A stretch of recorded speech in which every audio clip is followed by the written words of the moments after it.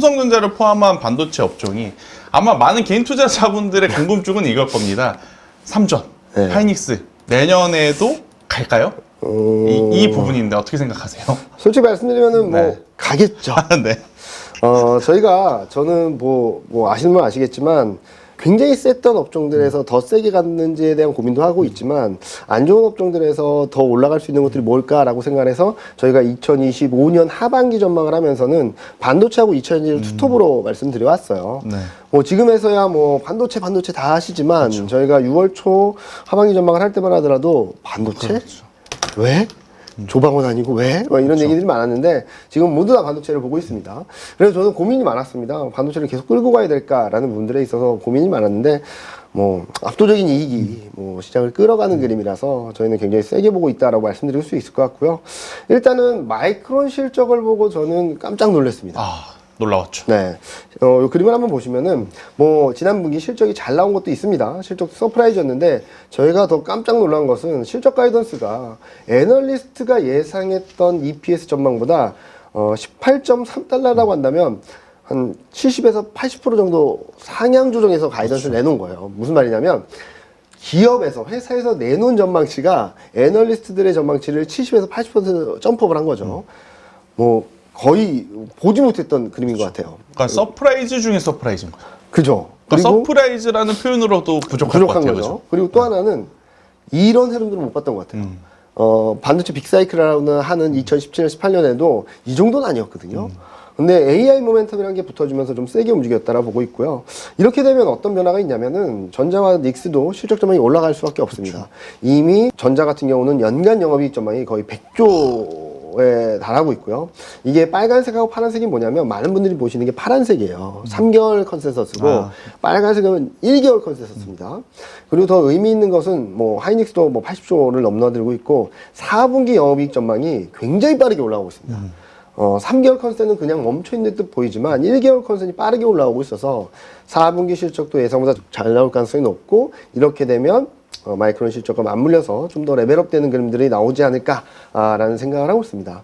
물론 전자의 독식이 좀 부담스럽다라고도 할 수 있겠지만 전자가 올라가면 반도체 12개월 선행 EPS가 빨간색처럼 올라가면 코스피 선행 EPS도 올라가고 그렇죠. 그렇게 되면 선행하로의 BPS까지 올라가면서 전반적인 밸류에이션 매력이 더 배가 될 수 있는 그림들이 만들어지고요.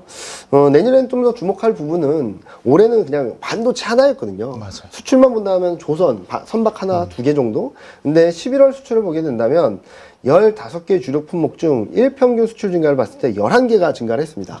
그러니까 올해보다는 좀 더 나은 내년을 바라볼 수 있겠고 26년 이익 전망을 본다 하더라도 25년 이익 전망은 반도체만 올라가고 나머지는 다 떨어졌어요. 굉장히 불안정한 모습들이었는데 그래서 이익 전망 흐름을 보면 실적 전망이 좋아질 거야 라는 기대가 있는 업종이 한 8개, 9개밖에 안 됐고 적으면 4, 5개였거든요. 근데 26년 영업이익 전망을 보면 16개 업종이 반도체를 필두로 하는 건 맞지만 16개 업종이 이익이 좋아질 거야 라는 기대가 들어오고 있고 그리고 2027년까지 본다 하더라도 14개 업종이 실적이 좋아질 거야 라는 기대감이 들어오고 있습니다. 다시 말씀드리면 반도체의 압도적인 주도력은 계속 끌고 가는데 여기서 반도체 플러스 알파 전략이 아마 26년 상반기 중에는 좀 더 유효할 수 있다라는 말씀을 드리고 있습니다.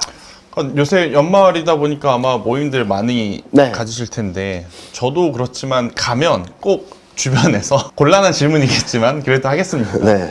야, 삼성전자 그러면 혹은 하이닉스 그러면 둘 중에 뭐가 낫냐가 일단 첫 번째 단골 그쵸. 질문이고 네. 두 번째 나는 이게 더 나아. 그러면 또 두 번째로 따라 붙는 게 그러면 그 종목은 어디까지 갈 것 같냐라는 질문을 저 최근 한 2, 3주 동안 가장 엄청 많이 많이 듣는 것 받았죠. 같아요. 네네. 부장님만의 혹시 바라보는 그런 뷰가 또 따로 있을까요? 저는 그냥 상단을 열어놓고 대응하자는 말씀드리고 있습니다. 앞서 말씀드렸던 것처럼 마이크론 실적이 가이던스 자체가 그렇게 레벨업 되는 걸 예상하지 못했던 것이고 그리고 9월, 10월 달에 전자와 닉스의 영업이익 전망이 그렇게 레벨업 될 줄도 상상을 못했던 거죠. 그래서 뭐 역사적 고점을 넘어서고 가는 그림인데 상단을 열어놓자 말씀드리고 있어요. 물론 지금 그림에서 보시는 것처럼 전자 같은 경우는 12만 원, 13만 원에서 한번 쉬어갈 수는 있겠지만 추세적인 상승을 이어갈 수 있다고 보고 있고요. 그리고 닉스 같은 경우도 73만 원 정도에서는 쉬어갈 수 있는 룸은 있지만 계속 갈 겁니다. 근데 여기서 중요한 거는 여러분들 한번 종목들 잘 갔던 종목들을 보시면 잘 가는 종목은 40일이나 50일 이동평균선을 세게 안 깨요. 거기 지지력을 받고 가거든요. 조선방산 원전이 추세적으로 올라갈 때도 40일, 50일을 깨지 않았습니다. 최근에도 전자와 닉스에도 그런 모습들을 보여주고 있다라고 해서 40일, 50일 지지력 테스트를 하면서 계속 올라가는 그림이 나올 수 있다라고 생각하고 있고요. 이 와중에 뭐가 더 좋냐, 엄마가 좋냐, 아빠가 좋냐의 문제긴 하지만 네. 일단 이익이 그동안 25년 1분기, 2분기까지는 닉스가 좀 더 이익이 레벨이 높았죠. 근데 올해 3분기부터는 전자가 좀 역전을 다시 하면서 움직이는 모습들을 보여주고 있고, 밑에 그림 뭐냐면 이익 모멘텀, 이익 증가율이에요. 이익 증가율 보면은 전자는 2분기 역성장에서 드라마틱하게 26년 2분기까지 엄청난 모멘텀을 보여주는 뭐 기저효과도 있겠지만, 근데 닉스 같은 경우는 2025년 1분기 이익 모멘텀을 넘지는 못할 거로 보고 있어요. 그리고 또 하나는 주주 친화 정책들까지 감안해서 본다면 전자가 조금 더 매력적이지 않나? 업사이드가 좀 있지 않나? 라는 생각을 하고 있고, 앞서거니 뒤서거니 할 겁니다. 요번에도 보시면 아시겠지만 이렇게 전자만 잘 나가? 그랬더니 또 전자가 쉬는 동안 그렇죠. 닉스가 또 튀고 올라가고. 그래서 제가 많이 말씀드리는 건 전자하고 닉스 5대5로 들고 계시다가 전자가 튀어서 6대가 4가 되면 다시 5대5로 마치고 이런 전략들로 가져가셔도 충분히 수익을 많이 거두실 수 있겠다라는 말씀 많이 드리고 있습니다. 누가 되든 우리나라 기업 편이라고 좀 보시면 될 것 같아요. 네. 일단 저희가 계속 좋은 이야기만을 하고 있는데 사실 안 좋은 이야기도 좀 꺼내서 할 때가 필요하다고 생각을 합니다. 일단 개인 투자자분들이 그러면 가장 지금 속상할 게 2차전지거든요. 저도 2차전지 바라보고 있으면 이거를 어떻게 해야 되나 참 고민이 되는 섹터와 기업들이 있는데 부장님이 보시기에는 사실 일각에서는 지금의 조정을 매수로 대응해야 되지 않나? 라고 생각하시는 분들도 있고, 어떤 분들은 지금이라도 손절하고 가야 되지 않나? 라고 생각하시는 분들이 있는 것 같아요. 부장님이 보시기엔 어떤 쪽으로 우리가 봐야 될까요? 대표적으로 사자라는 말씀을 드렸던 게 저라고 보시면 될 것 같고요. 하반기 전망에서도 계속적으로 2차전지 뭐 정상화되고 투톱으로 갈 수 있다라는 말씀을 드렸었는데, 뭐 최근 조정이 좀 있긴 하지만 2차전지가 올해 저점 대비 고점까지 상승률은 80%였습니다. 그렇죠. 생각보다 꽤 많이 올라왔어요. 네. 그리고 한 20% 정도 조정을 받고 있는데, 저는 이 정도 레벨에서는 바닥을 잡지 않을까라는 생각을 하고 있어요. 위에 그림 보시면 이게 2차전지 탑10 지수 일간 차트인데요. 첫 번째 레벨업은 뭐 때문에 됐냐? 중국이 감산 때문에 됐고요. 그렇죠. 두 번째 레벨업은 리튬 가격 상승 플러스 ESS 모멘텀에 대한 기대가 들어왔습니다. 한 번씩 들어온 다음에 좀 조정을 받고 있는데, 저는 여기서 시장이 부러지는 그림보다는 아무리 많이 빠져도 200일 이동평균선이 위치한 레벨에서는 다시금 상승 추세를 만들어갈 수 있다라고 생각을 하고 있고요. 특히 최근 조정은 있지만 MACD 오실레이터나 스토캐스틱에서 상승 다이버전스가 나오고 있고, 실적을 본다 하더라도 1분기 실적, 2026년 1분기 실적이 좀 불안정하긴 하지만 내년 연말까지 실적, 4분기 실적까지는 계속적으로 레벨업 되는 그림이고, 지금 PBR도 1.5배 밑으로 다시 내려와서 좀 매력적인 구간으로 들어오고 있다라는 생각을 하고 있습니다. 많은 분들이 그러면은 역사적 고점 가냐? 그건 아니라고 생각하고 있어요. 제가 가장 많이 말씀드리는 건 어마어마한 대세 상승 이후 큰 조정 뒤에는 강한 반등이 나오는데, 그렇죠. 보통 못해도 50%, 잘 가면 70%까지 상승 그 반등이 하락폭을 되돌리는데, 대표적인 게 조선이죠. 그렇죠. 뭐 거의 5배 넘는 급등세가 나타났다가 거의 뭐 5분의 1 투방이 났다가 반등이 나왔는데, 여기서는 하락폭의 73.7%를 되돌렸습니다. 그리고 화장품 같은 경우도 뭐 이때도 어마어마했죠. 뭐 그렇죠. 한국 더 심했죠. 그렇죠. 거의 반 투방 이상 났다가 반등이 나왔는데, 여기서도 55.8%가 되돌렸거든요. 지금 2차 전지는 고점 대비 4,170, 그러니까 한 4분의 1 투방이 났어요. 근데 여기서 되돌림을 봤더니 저점에서 고점까지 흐름 봤을 때 하락폭이 한 35% 정도밖에 되돌리지 않았거든요. 그래서 50% 절반 정도만 되돌려도 9,600포인트 정도까지 갈 수 있고, 지금 레벨에서 상승 여력은 한 46% 열려 있고, 만약에 61.8% 되돌리게 된다면 11,000 근처까지 갈 수 있습니다. 그러면은 상승 여력은 65% 정도 나오기 때문에 고점을 넘어서는 그림이 아니다 하더라도 저희는 충분히 상승 여력이 있다라고 보고 있고, 그래서 뭐 제가 몇 달 전에 광양을 갔었거든요. 네. 그래서 피모사 관련된 2차 전지 네. 갖고 계신 80분을 대상으로 세미나를 했었는데 그때 말씀드렸던 게 역사적으로 좀 가기 어렵다. 근데 여러분들이 갖고 계신 종목들 중에 고점하고 저점을 보시고 중간 가격이 얼마인지 산정을 하고 평균 단가를 중간 가격 이하로 내려놓으시면 충분히 수익을 내고 빠져나오실 수 있다는 말씀드렸거든요. 지금도 같은 맥락에서 말씀드리고 있습니다. 대세 상승은 아니다 하더라도 충분히 반등이 나오고 상승 여력이 있다라고 한다면 한번 노려봐도 되는 구간으로 생각을 하고 있습니다. 일단 결국엔 코스닥 지수가 가려면 이제는 알테오젠도 코스닥에서 그죠. 떠나지 않습니까? 네. 그러면 이제 남아있는 친구들 중에 큰 형님이라고 보여지는 에코프로 그룹주들이 힘을 좀 내줘야 내줘야죠. 되는데 네.